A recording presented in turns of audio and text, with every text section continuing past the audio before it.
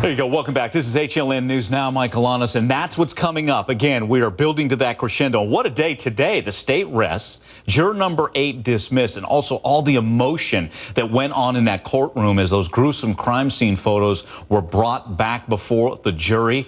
We have our experts with us, and we're going to back with us, legal correspondent for In Session on True TV, Beth Karas, knows the case inside and out. And joining us now, Ashleigh Merchant, great criminal defense attorney, and fights a good fight for the defense. But let me get you to weigh in here as we hear and see the scenes. You know, we don't get to look at those gruesome photos, but we get to see the reaction. Jodi Arias, she was emotional, some questioning whether or not the reality of that. But we know Travis Alexander's family warned ahead of time probably, and they were emotional as well. Powerful way to close, you think? Very powerful. I mean, I think Juan Martinez had this planned out. I think he was saving the best for last, and I think he definitely did that. And it will be powerful because those will be the last images that the jury takes with them, and that's going to be hard for the defense to overcome in a rebuttal.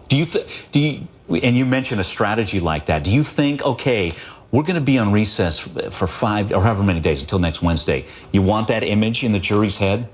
As the defense, you definitely don't want that image in the jury's head because that's what they're taking home with them. And they're sitting there thinking about this case because they really can't do anything else because they're not allowed to have any contact with the outside world, essentially, on media. And so they're thinking about that and internalizing it and wanting someone to pay for those gruesome crime scene photos. Yeah, and Ashleigh, your thoughts? I can see you processing as Beth is going over that. What are your thoughts? What's your reaction to hear the description of those photos? You know, what happens in a trial is usually autopsy photos don't come in because they are so graphic, and it's very disturbing to see what someone looks like and what they go through during an autopsy. It's very disturbing for people to see that. And so they don't usually come in the main case. So Juan Martinez probably could not have admitted those before Jodi Arias put on her case. But because of the theory that she put on, the shooting that she shot first, because of that theory, he was then able to rebut it and get these photos in. Because before she got up to testify, they would have been far more prejudicial than they are probative. That's the standard. And so after she testifies, they all of a sudden become relevant and become probative. And so he's able to get in those photos that before would have been far too prejudicial for the jury to see. Got it. And again, I think we all agree just how powerful that must have been. Back with us, Beth Karas and Ashleigh Merchant. Ashleigh, as you hear that, do you think the jury's coming away still debating whether or not the gunshot came first or last? No, I don't. I think that really sinks her. I mean, it proves that she's a liar, proves that her story is inconsistent, and I think that that's going to affect the jury greatly. Right, because it's very clear, and it's a common sense argument. Ashleigh, I see you nodding your head. Are you? Because what Beth was going through in her mind, that's the argument or the debate that'll happen in that jury room at some point, right?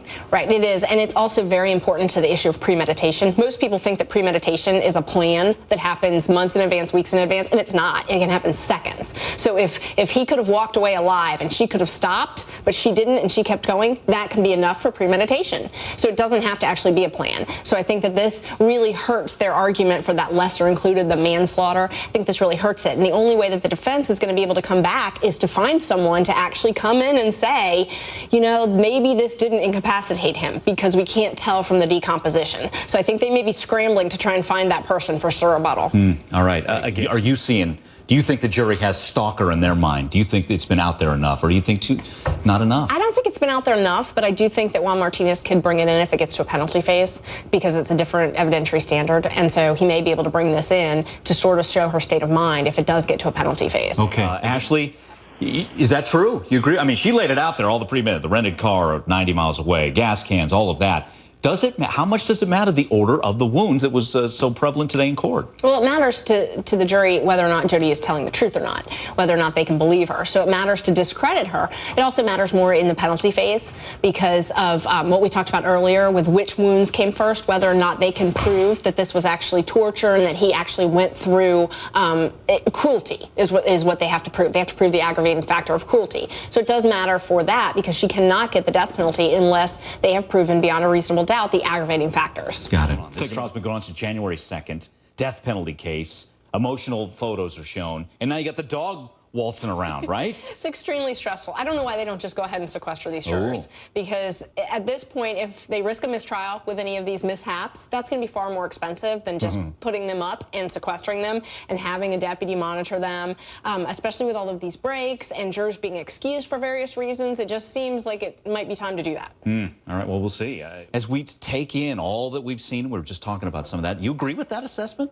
We're bordering circus atmosphere a little bit in some ways? It's just taking so long. That's not what happens in the real world. And I know this is really a real case, but that's not how it is in the real world. You don't get to go to court for 3 hours a day and then have these recesses for multiple days. I mean, I wish it was, because then we could get a lot accomplished outside of court. But normally, the court, it keeps cases on track and moves them along. And so I think it is very surprising that this case has taken so long. Ashleigh Merchant's here and has been involved in death penalty cases in the past. Tell us, give our viewers a sense of the different level of either intensity as you try these cases, study these cases, because someone's life's on the line here.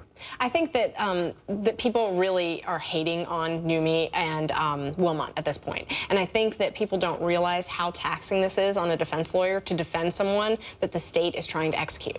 It is extremely emotional and extremely taxing, because they have done something, but they still are your client, and they've been sitting next to her for 4 months in court. They've been preparing for years, becoming involved with her, and so they see her in a different light, and you become very attached to your client, and it's very difficult, and it's very stressful, it's very emotional, and I think that it's hard for the public to see that, and it's easy to just hate on them and hate what they're doing and hate what they represent, but they believe in the Constitution, and they believe in defending people, and they probably don't believe in the death penalty, and so that's why they're doing it, and so they sort of get the short end of the stick.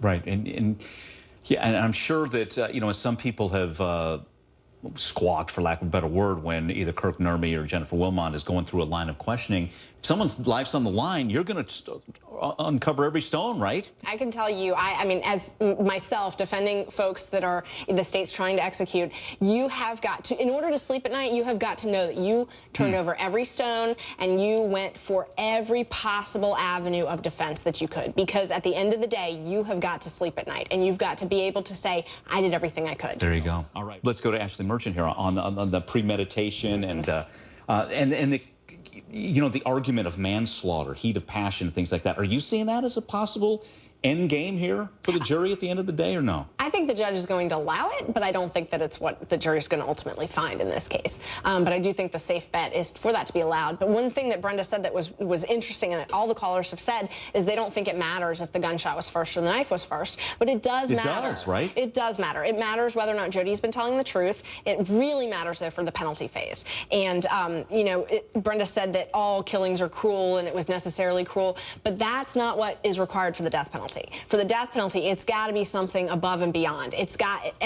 Death is different, and so giving a sentence of death, it has to be above and beyond, not just a premeditated killing. And it's above and beyond if you believe the state, with a nasty gash to the throat and a finish-off shot to the head. How powerful can that be? I mean, what do you do with that, real quick? It can be very powerful. I mean, it's the last word that the jury's going to hear, and so you need to rebut that last bit of evidence from the state. Okay, that'll come up on Wednesday, closing arguments Thursday and Friday. Thanks to Ashleigh, to Beth as well. Thank you. Love to hear from you. Thanks for calling in. Open.